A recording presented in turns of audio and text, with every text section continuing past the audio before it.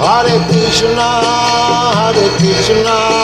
Krishna Krishna, Hare Hare, Hare Rama,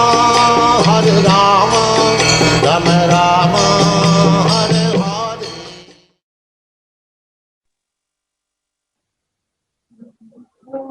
ओम अज्ञानतिमिरन्धस्य ज्ञानञ्जनशलाकया चक्षुरुन्मिलितं येन तस्मै श्रीगुरवे नमः।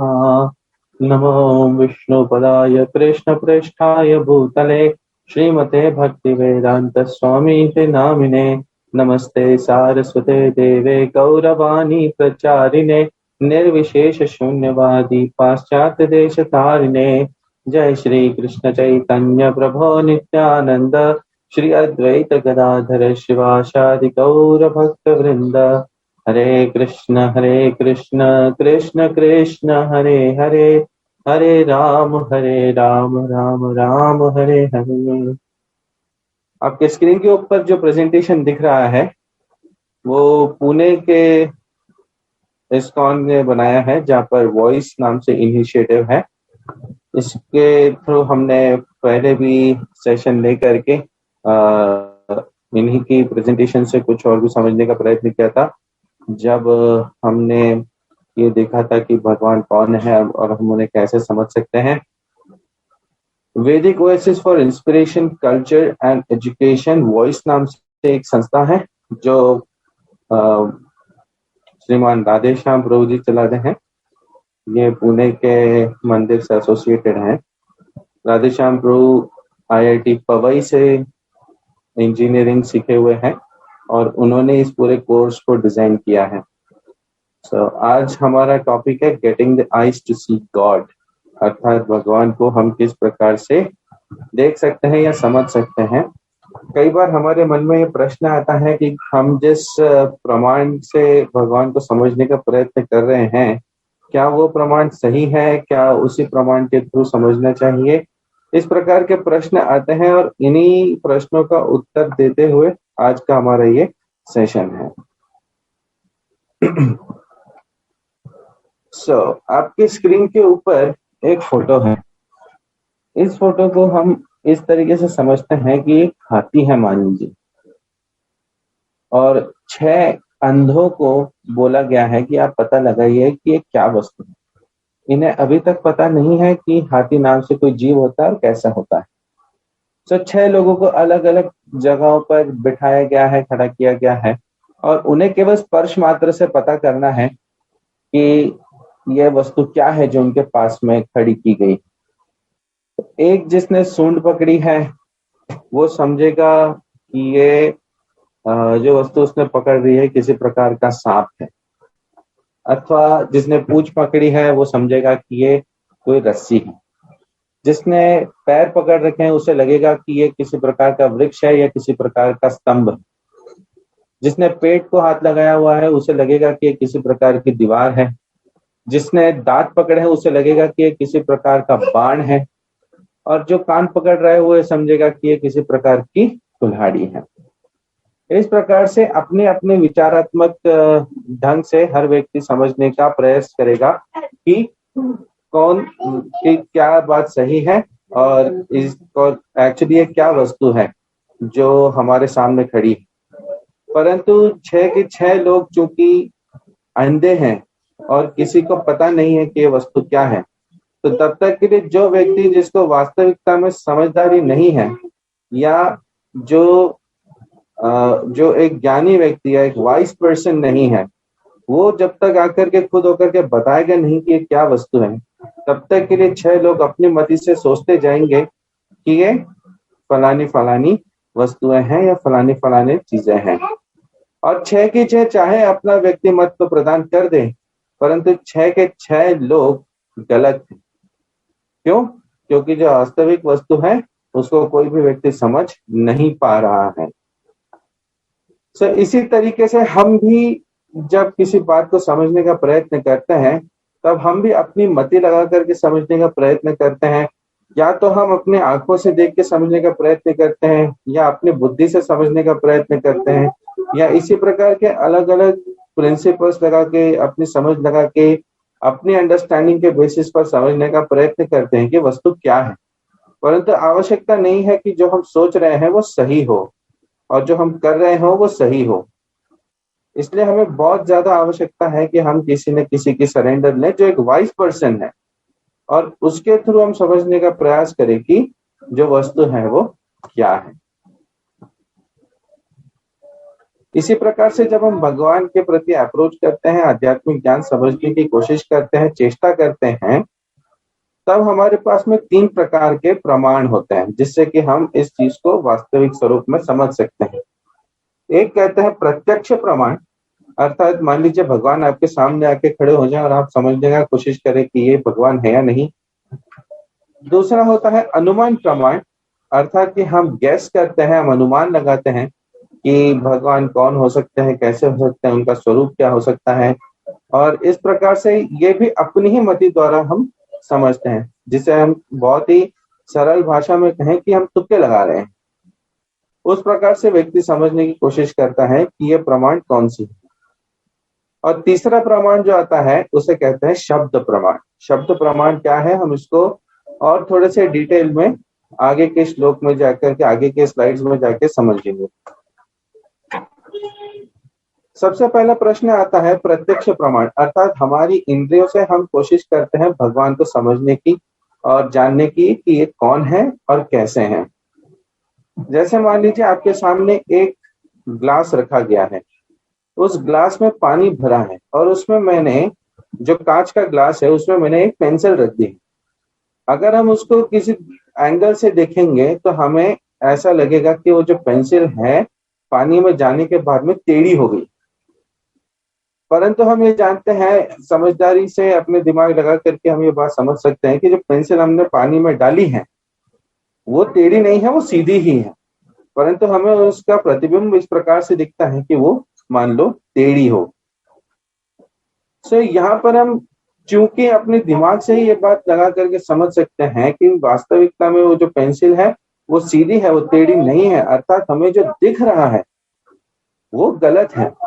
मतलब हमारी आंखों के सामने वस्तु सामने प्रकट खड़ी है, परंतु वो फिर भी हमें गलत दिख रहा होता है। इसी प्रकार से मिराज या मृग तृष्णा जिसे कहते हैं, हम अगर गर्म रेगिस्तान में कहीं जा रहे होते हैं तो उस रेगिस्तान में हमें ऐसी अनुभूति होती है कि वहां पर कहीं पानी है, परंतु दूर दूर तक के लिए हम चले जाएं तो भी हमें पानी दिखता नहीं है। इसी प्रकार से आप कभी रेलवे की पटरियों को जाते हुए देखेंगे, एकदम जो सीधी जा रही है वो आपको दूर तक दिखेगी, कहीं ना कहीं जाकर के दोनों पटरियां आपस में मिल जाती हैं। और वैसे ही आकाश और धरती एक जगह पर कहीं मिल जाते हैं। हम इस प्रकार की कहीं कहीं विचार करते हैं या हमें इस प्रकार से वस्तुएं दिखते हैं, परंतु यहाँ पर हम ये बात समझ सकते हैं कि जो हमें दिख रहा होता है वो वास्तविकता में सच हो, ऐसा आवश्यकता नहीं है। ऐसा क्यों आवश्यक नहीं है? मान लीजिए आंखों का हमने एक एग्जाम्पल लिया, उसी प्रकार से एक एग्जाम्पल हम ये ले सकते हैं कि मान लो जिह्वा है, तो जिह्वा में भी कुछ ना कुछ दोष है। जैसे उदाहरण था, यदि आप कुछ मीठा खाएंगे और उसके ऊपर संतरा खाने की कोशिश करेंगे तो संतरा आपको कड़वा लगेगा। अगर आप मान लीजिए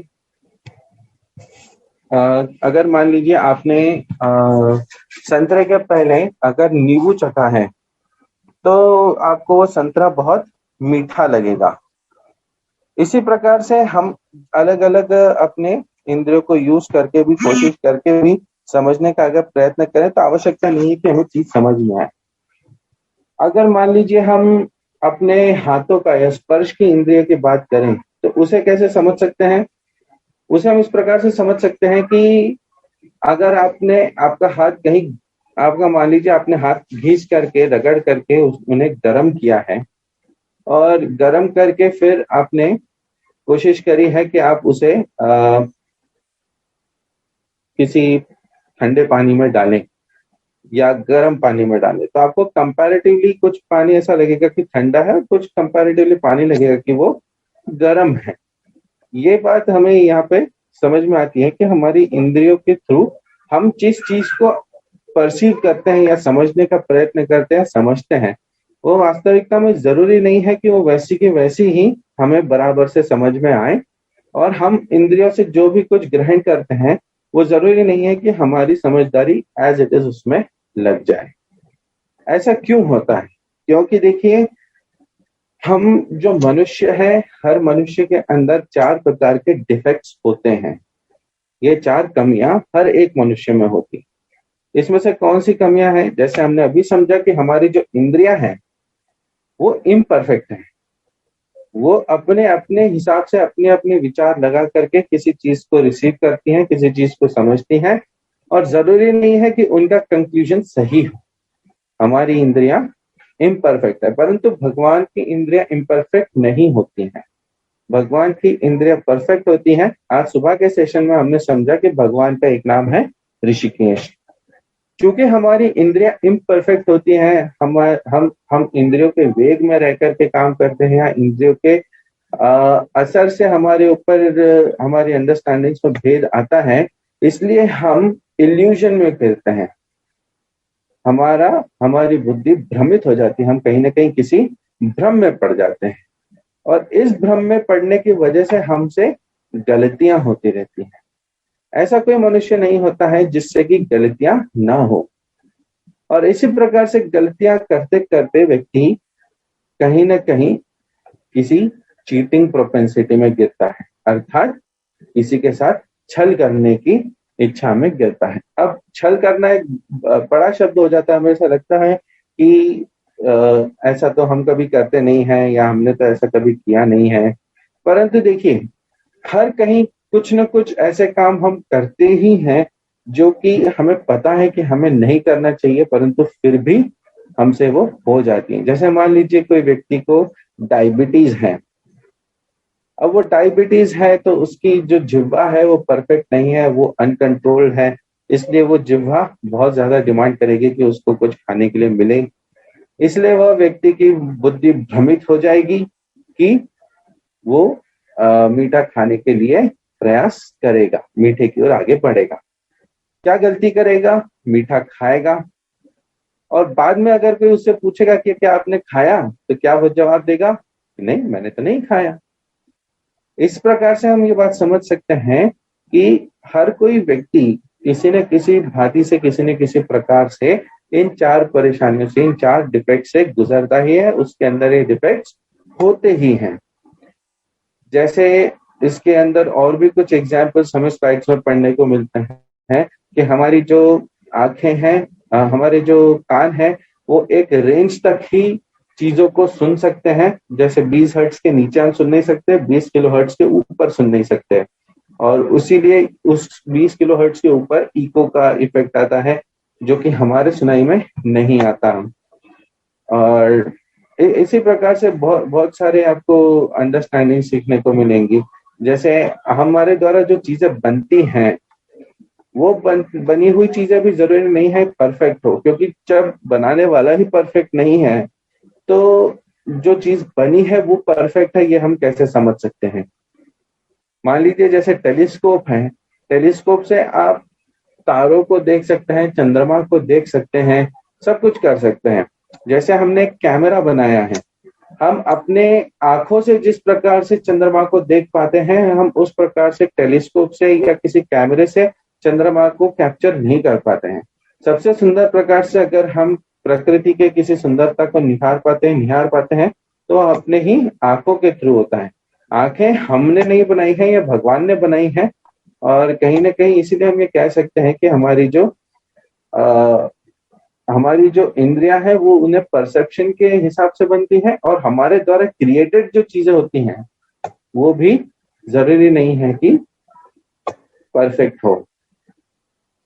सो आगे आने वाले कुछ पिक्चर्स देखिए, आपको अपनी आंखों के ऊपर से ही कंफ्यूजन आ जाएगा कि क्या ये बात सही कह रही है या नहीं कह रही है। जैसे ऊपर का लेफ्ट में जो कॉर्नर का पिक्चर है, इसके अंदर या तो आपको एक ट्राइंगल दिखेगा, 3 सर्कल दिखेंगे, या फिर आपको पैकमैन दिख सकता है। इसी प्रकार से उसके नीचे के फोटो में या तो आपको 2 बुजुर्ग दिखेंगे, या फिर घर के अंदर से झांकती हुई महिला, एक व्यक्ति गिटार बजा रहा है, उसके पास में दूसरा व्यक्ति भी बैठा है, इस प्रकार से दिख सकता है। ये हमारी आंखों के इल्यूजन होते हैं, क्योंकि हमारी आंखें भी हर चीज को एज इट इज परसीव नहीं कर पाती है। ये जो आपके सामने वीडियो है, अगर आप इसको ये पिक्चर है, इसको अगर आप देखते रहेंगे तो आपको ऐसा लगेगा कि यहाँ पर 3 कंटेनर्स है जो कि गोल गोल घूम रहे हैं, परंतु वास्तविकता में ये एक स्टिल पिक्चर है, ये एक स्टडी पिक्चर है, इसके अंदर कुछ भी मूविंग नहीं है। और यहीं पर ही आप ये वाला जो पिक्चर देखेंगे तो आपको ऐसा लगेगा कि ये तीनों जो व्यक्ति हैं ये अलग अलग हाइट के हैं, इंक्रीजिंग हाइट में लगाए गए हैं, परंतु पिक्चर बनाने वाले ने बराबर मेजर करके बात बताया है कि तीनों जो पुरुष खड़े हैं ये सेम हाइट के हैं।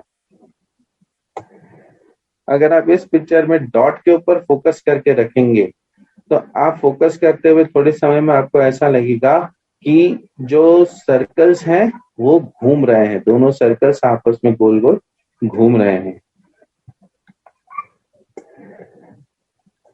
और अगर आप इस पिक्चर को देखेंगे तो आपको ये सारे डिजाइन्स गोल घूमते हुए लगेंगे, जबकि पिक्चर स्टेडी है, पिक्चर हिल नहीं रहा।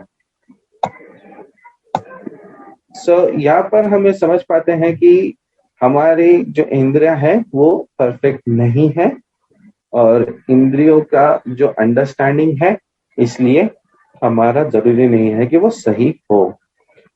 क्योंकि हमारी इंद्रियां परफेक्ट नहीं है, इसलिए आगे हमें एक बात समझ में आती है कि जो हम रिसर्च करते हैं, जो हमारा टेक्नोलॉजिकल एडवांसमेंट हो रहा है, इसलिए हम उसके ऊपर भी निर्भर पूरी तरीके से नहीं रह सकते हैं। क्यों नहीं रह सकते हैं? क्योंकि रिसर्च भी हमारे ही द्वारा बनाया गया है और हमारे ही कंक्लूजन्स उसमें कई बार गलत होते हैं। जैसे कि हमारे ब्रेन के अंदर कुछ पार्ट्स हैं जो पिट्यूटरी और मास्टर ग्लैंड्स हैं। ये किसी जमाने के अंदर जब मेडिकल साइंस पहले के जमाने में जब काम कर रहा था, तब उन्होंने डिक्लेयर किया था कि ये जो 2 पार्ट्स हैं ब्रेन के, ये यूजलेस है, इनका कोई अर्थ नहीं है, ये इनका अपना कोई स्पेशल यूज नहीं आता है, वो वेस्ट है। और केवल वही नहीं, परंतु एस्ट्रोनॉमिकल कैलकुलेशन में किसी समय में ये माना जाता था कि हबल कांस्टेंट एक इक्वेशन है जिसके अंदर हबल कांस्टेंट यूज होता है, जिससे एस्ट्रोनॉमी के सारे कैलकुलेशंस होते हैं। इसकी वैल्यू आज के युग तक अभी तक 3 बार ऑलरेडी बदली जा चुकी है, अर्थात साइंटिस्ट इसके ऊपर भी फिक्सेटेड नहीं रह पाते हैं। केवल वही नहीं, परंतु जिस एक प्रकार से हम ये देख सकते हैं, देखिए अभी तक हमने जाना कि किस प्रकार से हमारी इंद्रियां परफेक्ट नहीं है और हम मिस्टेक्स करते हैं। जैसे मिस्टेक्स कौन सी? ये हबल कांस्टेंट की देखी, पिट्यूटरी ग्लैंड्स की देखी। केवल वही नहीं, परंतु आज के युग के अंदर हम और भी अगर डिटेल में जाकर के समझें तो कोरोना की जो महामारी अभी अभी निकली है, ये भी हमारी ही किसी न किसी गलतियों की वजह से क्रिएट हुई है।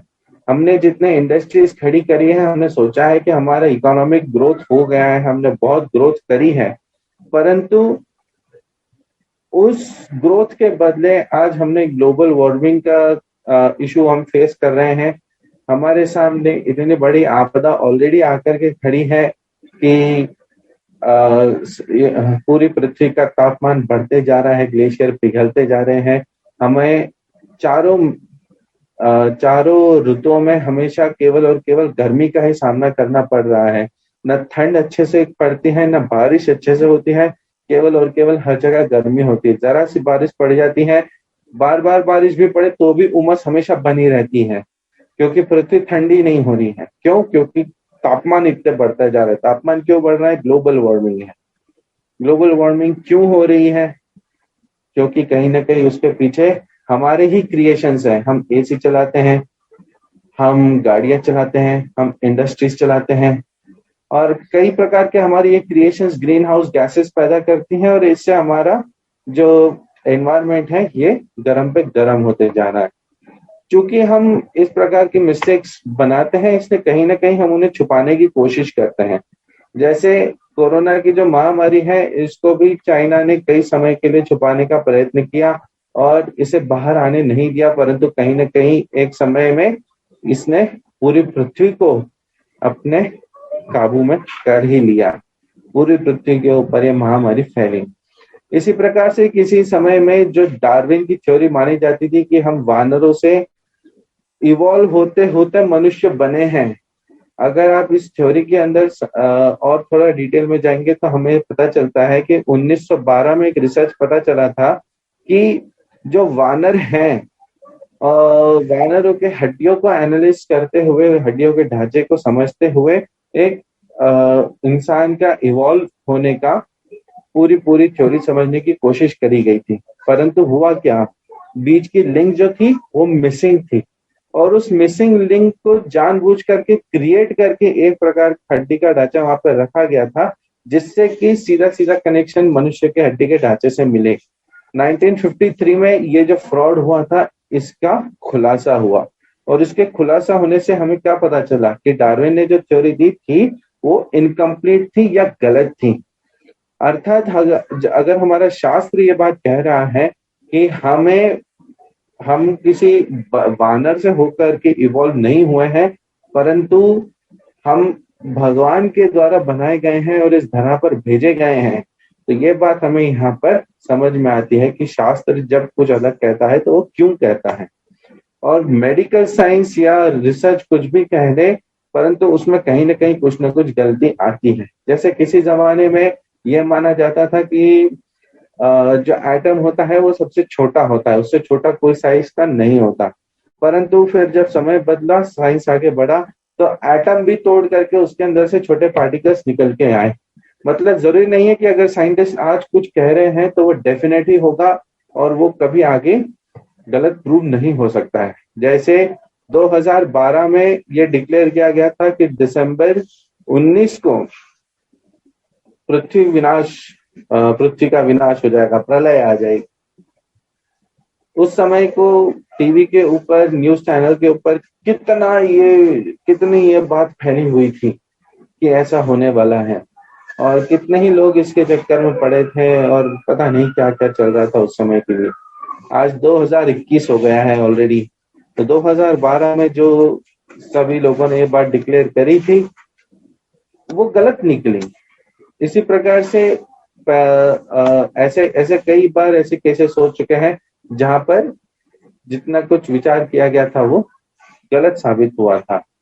एक बार जब ये इनिशियली स्पेन के अंदर कुछ बीमारी फैली थी, और वो जो बीमारी फैली थी उसके ऊपर रिसर्च एनालिसिस करते हुए साइंटिस्ट ने ये डिक्लेयर किया था कि ये जो बीमारी फैली है ये बिल्लियों से फैली है। और उस समय उन्होंने ढेर सारी बिल्लियों को, जितनी बिल्लियों की प्रजातियां थी उनको मार दिया। लाखों की संख्या में बिल्लियों को मारा गया था उस समय। और जब रिसर्च आगे फैला, आगे और बढ़ा, तो पता चला कि नई बीमारी तो चूहों से हो रही है, और चूहों से होने वाली वो बीमारी थी प्लेग, और उस प्लेग ने पूरे यूरोप को जकड़ लिया था। अब बिल्लियां भी मारी गई और चूहों से बीमारी फैल रही है, तो चूहे भी बढ़ते जा रहे हैं। इस प्रकार से गलती हो गई और भुगतना पूरे समाज को पड़ा था। इसलिए हम जो प्रत्यक्ष प्रमाण की अगर बात करें कि भगवान हमारे सामने आके खड़े भी हो जाए, तो भी हम अपनी समझ से, अपने इंद्रियों से उन्हें पहचान नहीं पाएंगे, और वो आ भी जाए तो भी हम उन्हें परसीव नहीं कर पाएंगे। इसलिए जो प्रत्यक्ष प्रमाण है वो गलत है।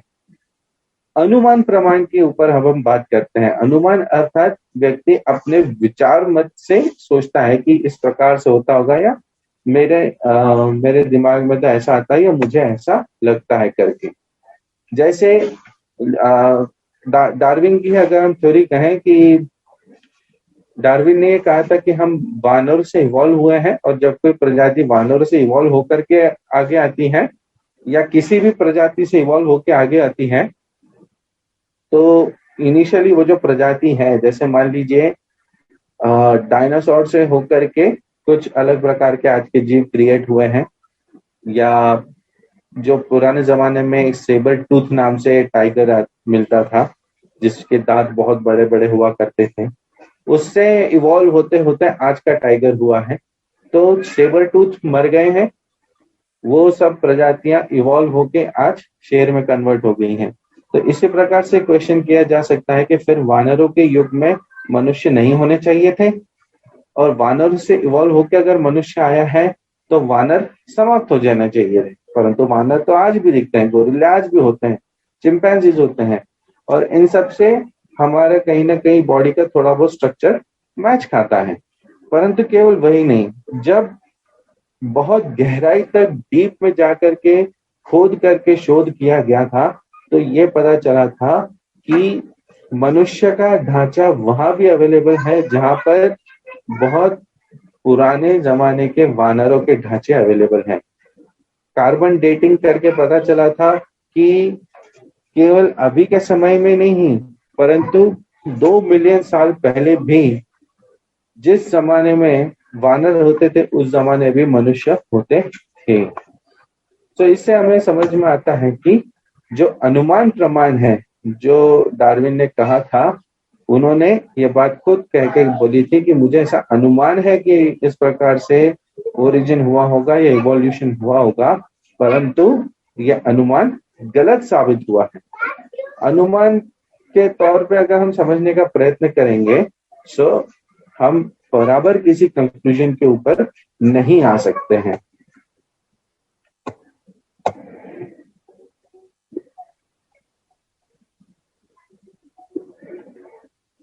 इसमें हम एक बात ये समझते हैं कि इनिशियली मनुष्य ने ये बात सोची थी कि उसे इवॉल्व होके अगर वो भौतिक तौर पर खुद को इवॉल्व करता है, प्रगति करता है, स्वयं का विस्तार करता है, तो वो सुखी रह सकता है, वो आनंद में रह सकता है।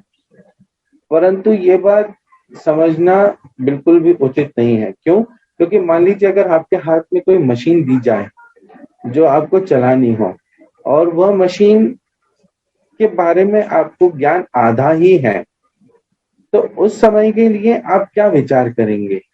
अगर आप उसे फिर भी यूज करने का कोशिश करेंगे तो आप कहीं ना कहीं कुछ मिस्टेक्स करते जाएंगे और वो अधूरा ज्ञान आपके ऊपर बहुत भारी पड़ेगा। इसी प्रकार से ये जो पूरा ब्रह्मांड है, ये यूनिवर्स है, ये भी एक मशीन की तरह काम करता है और ये मनुष्य देह भी किसी मशीन की तरह काम करता है। और इसको भी समझने के लिए इसकी एक कोई मैन्युअल होनी चाहिए, एक पूर्ण ज्ञान होना चाहिए, जिसके थ्रू अगर आप अपना कार्य करते हैं तो उसे कंप्लीटली माना जाएगा कि वो सही है। सो इस तरीके से हम समझ पाते हैं कि हमारे 4 डिफेक्ट्स हैं। इन 4 डिफेक्ट्स की वजह से हमारा जो रिसर्च है या हमारे जो कार्य होते हैं वो कहीं ना कहीं फॉल्टी है, उनमें कहीं ना कहीं कुछ ना कुछ गलत होता रहता है। और केवल वही नहीं, परंतु इन 4 डिफेक्ट्स की वजह से हमारे मन में कहीं ना कहीं विचार आता है कि हम किसी न किसी एक ब्लाइंड ट्रूथ को एक्सेप्ट कर लेते हैं, जैसे डार्विन थ्योरी को हमने एज इट इज एक्सेप्ट किया। सो इन 4 डिफेक्ट्स की वजह से प्रत्यक्ष प्रमाण और अनुमान प्रमाण सही साबित नहीं होते हैं। उसमें कहीं ना कहीं कुछ न कुछ गड़बड़ है, कुछ न कुछ गलत है और कहीं ना कहीं कुछ डेंजरस घटित हो सकता है। इसलिए कुछ प्रामाणिक प्रमाण हमारे सामने अवेलेबल होना चाहिए, जिसे हम कहते हैं शब्द प्रमाण। शब्द प्रमाण क्या होता है? शब्द प्रमाण होता है कि हम किसी अथॉरिटी से सुनते हैं और समझते हैं, और जब कोई अथॉरिटी हमें बात समझाती है तब हम उस बात को यथारूप स्वरूप में ग्रहण करते हुए अपनी अपनी बुद्धि को सही जगह पर लगा सकते हैं। जैसे भगवत गीता के अंदर भगवान ये कहते हैं, एवं परम्परा प्राप्तम एवं राजर्षयो विदु स काले नेह महता योग नष्टा परंतपः। इस श्लोक के अंदर भगवान ये बात कहते हैं कि एवं परंपरा प्राप्तम एवं राजर्षयो विदुः, अर्थात कि चूंकि एक परंपरा उस समय के लिए खत्म हो गई थी, परंपरा को दोबारा से जागृत करना था, इसलिए भगवान ने दोबारा से भगवत गीता कही। और यहीं पर हम देख सकते हैं इनिशियली अगर आप भगवत गीता के पृष्ठ पर भी देखेंगे, अंदर के पेजेस के अंदर प्रभुपाद जी ने हमें गुरु परंपरा ये बताई है, जिसमें भगवान ने ब्रह्मा जी को ज्ञान दिया, ब्रह्मा जी से नारद मुनि को, और नारद मुनि से वेदव्यास जी को जाता है, वेदव्यास जी से होके आगे आते हुए श्री चैतन्य महाप्रभु आते हैं और उन्हीं की गुरु शिष्य परंपरा में प्रभुपाद जी आते हैं। जब हम हमारा जो ज्ञान है हमारा जो आध्यात्मिक जीवन के सभी नियमावली है, सब कुछ इंफॉर्मेशन है, ये समझने के लिए जब हम एक प्रामाणिक गुरु और परंपरा का शरण लेते हैं तो हमारे पास में जो इंफॉर्मेशन आ रही होती है वो परफेक्ट होती है। ऐसा क्यों होता है? क्योंकि ये जो इंफॉर्मेशन है ये भगवान से डायरेक्टली आ रही होती है, और नीचे आते आते केवल व्यक्ति जब वही बात रिपीट करता है जो उसने प्रीवियसली सुनी थी या प्रीवियस आचार्य से ग्रहण करी थी, तब जब हमारे पास में वो इंफॉर्मेशन आती है वो करेक्ट कहलाती है। इसका उदाहरण ये है कि अगर किसी बच्चे को ये पता करना है कि उसका पिता कौन है, तो वो चाह के बहुत सारे डीएनए टेस्ट करवा सकता है, और डीएनए टेस्ट करवाते हुए वो इस सॉल्यूशन पर, इस आंसर पर आ सकता है कि उसके पिता कौन है। परंतु एक साइंटिफिक रिसर्च बताती है कि एग्जैक्टली 100% श्योर अगर आपको रिजल्ट चाहिए डीएनए टेस्ट का, तो उसके लिए आपको कम से कम 800 साल रुकना पड़ेगा। अब तक तो जीव मर जाएगा। क्यों? क्योंकि 200 लोगों के साथ में आपके जीन्स एक साथ में मैच हो सकते हैं कम से कम। ये जो प्रकार से हम अगर समझने की कोशिश करेंगे तो ये व्यर्थ हो जाएगा। परंतु अगर वही बच्चा सीधे जाकर के अपनी माँ से पूछ ले कि माता जी मेरे पिताजी कौन है, तो माँ सीधे सीधे बात बता देगी ये आपके पिताजी। यहाँ पर ये बात समझ में आती है कि बच्चे ने अपनी माँ को माँ से जाकर के सीधे सीधे माँ के शब्द प्रमाण से या शब्दों से ये बात कंफर्म करी कि उसके पिता कौन है। इसी प्रकार से जब हम कुछ प्रश्न करते हैं तब हमें समझ में आता है कि हमें किसकी शरण ग्रहण करनी चाहिए, जिसमें हमारे जो वेद है हमारी माता का स्थान लेते हैं, भगवान हमारे पिता का स्थान लेते हैं, और वेद हमें या शास्त्र हमें ये बता सकते हैं कि हमारे वास्तविक पिता कौन है, हमारे लिए भगवान कौन है। और इसीलिए हम ये कहते हैं कि जो हमारे शास्त्र हैं वही सबसे बड़ा प्रमाण है। जैसे एक प्रोफेसर ही हमें बता सकता है किसी स्कूल के बारे में, स्कूल के अंदर जो पढ़ाई होती है उसको लेके, किसी एक कॉलेज में ही हमें बराबर जो ऑथराइज टीचर्स है वही बता सकते हैं। उसी प्रकार से जो ऑथराइज बुक्स होती हैं जैसे कि भगवत गीता, वही हमें एग्जैक्टली बता सकती हैं भगवान के बारे में और उन्हें कैसे अप्रोच किया जाए उनके बारे में। भगवान का ये जो ज्ञान है वो ऐसा नहीं होता है कि भगवान को बैठ के ट्यूशन देते हुए भगवान अपने गुरु परंपरा में आकर के हाथ पैर से लिखवा करके आपके कॉपी में रटवा रटवा करके बताते हैं कि कैसे ये नॉलेज है, ये नॉलेज क्या है और कैसे प्रोग्रेस करना चाहिए। नहीं, श्रीमद् भागवत के पहले स्कंद के पहले अध्याय के पहले श्लोक में ही ये बात बताई गई है, तेने ब्रह्म हृदय आदि कवये मुह्यन्ति यत् सूरयः। इसके अंदर इस श्लोक के अर्थ में यह बताया गया है कि भगवान ने ब्रह्मा जी के हृदय में ही ये ज्ञान प्रकट कर दिया, जिसमें ब्रह्मा जी को पूर्ण भगवत ज्ञान उनके अंदर आत्मसात हुआ। इसी प्रकार से आध्यात्मिक ज्ञान जो होता है वो गुरु आपको प्रदान करते हैं और वो भी हृदय में प्रकट करते हैं। दिव्य ज्ञान हृदय प्रकाशितो। जब व्यक्ति किसी प्रामाणिक गुरु परंपरा से जुड़ता है, तब जुड़ने के बाद में जब गुरु की आज्ञाओं को पालन करता है, तो ये जो ब्रह्म ज्ञान है या भगवान के बारे में जो नॉलेज है, इंफॉर्मेशन है, गुरु उस व्यक्ति के हृदय में अपने आप से जागृत करते हैं, प्रकट कर देते हैं, वो रिवील होता है उसके अंदर। इस प्रकार से ट्यूशन क्लासेस नहीं होती हैं। इसलिए जो ये ज्ञान आपके सामने प्रकट होता है ये अनुभूति मात्र से आपको पता चलता है, और इसीलिए इस ज्ञान को परफेक्ट भी कहा गया है क्योंकि ये ज्ञान आपको रियलाइज भी होता है। और यहीं पर हम समझ सकते हैं कि जो वैदिक ज्ञान है वास्तविकता में भगवान से होते हुए एक गुरु शिष्य परंपरा से हमारे पास में आता है। अगर कोई इस प्रकार का ज्ञान है जो भगवान से शुरू नहीं हुआ है और आपके पास में आ रहा है किसी गुरु के माध्यम से, तो भी वो कहीं ना कहीं गलत है, उसमें कुछ ना कुछ फॉल्ट है या वो इनकम्प्लीट है। क्यों? क्योंकि उसका स्रोत भगवान नहीं है। यहीं पर हम बात समझ सकते हैं कि अगर मान लीजिए वो जो स्क्रिप्चर्स लिखे गए हैं, टेक्स्ट लिखे गए हैं, ये भी तो हो सकता है कि वो गलत हो या उसके अंदर कुछ फॉल्ट हो। तो यहाँ पर ये बात हमें समझ में आती है कि जैसे वेद व्यास जी हैं, उन्होंने श्रीमद् भागवत लिखी, महाभारत लिखी, वाल्मीकि जी ने रामायण लिखी। ये पर्सनालिटीज जब शास्त्र लिखते हैं तब वास्तविकता में अपने मति से या अपनी इच्छा से होकर के शास्त्र नहीं लिखते हैं। वाल्मीकि जी ने पहले वर्षों वर्षों तक के लिए तपस्या करी, तब उनको भगवान ने उनके हृदय में भक्ति स्फूर्णा करी, और उनके गुरु जो नारद मुनि हुए उनकी कृपा से उन्होंने एकदम से ही एक श्लोक प्रकट किया, एक क्रौंच के कपल के मृत्यु के ऊपर, और उस श्लोक से रामायण आदि आदि काव्य की रचना प्रारंभ हुई थी ब्रह्मा जी के आशीर्वाद से। इसी प्रकार से वेद व्यास जी के हृदय की उद्वेगना को समझते हुए जब नारद मुनि उनके पास में आए थे, तब उन्होंने अपना हृदय उद्वेगना प्रकट करी, और नारद मुनि की प्रेरणा से, उनकी स्फूर्णा से श्रीमद् भागवत जैसा महाकाव्य रचा गया। इसी प्रकार से जब हम शिष्य की परंपरा में आते हैं, गुरु शिष्य परंपरा में आते हैं, तो ऐसा भी हम प्रश्न कर सकते हैं कि प्रभुपाद जी के भी तो इंद्रियां होंगी जो कि इम्परफेक्ट होंगी, तो उन्होंने जो तात्पर्य लिखे वो भी तो कहीं ना कहीं उनमें मिस्टेक हो सकते हैं। तो ऐसा इसलिए हम नहीं मान सकते हैं, क्योंकि देखिए प्रभुपाद जी उन्हीं वेद व्यास जी के गुरु परंपरा में आते हैं। ये जो ज्ञान है ये दिव्य है, ये हृदय में स्फूर्णा करके आपके सामने प्रकट किया जाता है जब आप गुरु की सेवा करते हैं। और यही नहीं, परंतु वेद व्यास जी को जो श्रीमद् भागवत बताई गई वो पहले नारद मुनि ने बताई और फिर उन्होंने लिखी। इसी प्रकार से प्रभुपाद जी ने भी पूर्व आचार्यों की टीकाएं लेकर के अपना शास्त्र रचा है। यहाँ पर हम समझ सकते हैं कि किस प्रकार से श्रुति शास्त्र और स्मृति शास्त्र चलता है। स्मृति शास्त्र वाक्य से चलता है, जिसके अंदर हम अपनी बात को किसी सामने के द्वारा अपने मुखारविंद से प्रकट करते हैं। इसमें 18 पुराण आते हैं मेजर, और उनमें से एक आता है श्रीमद् भागवत।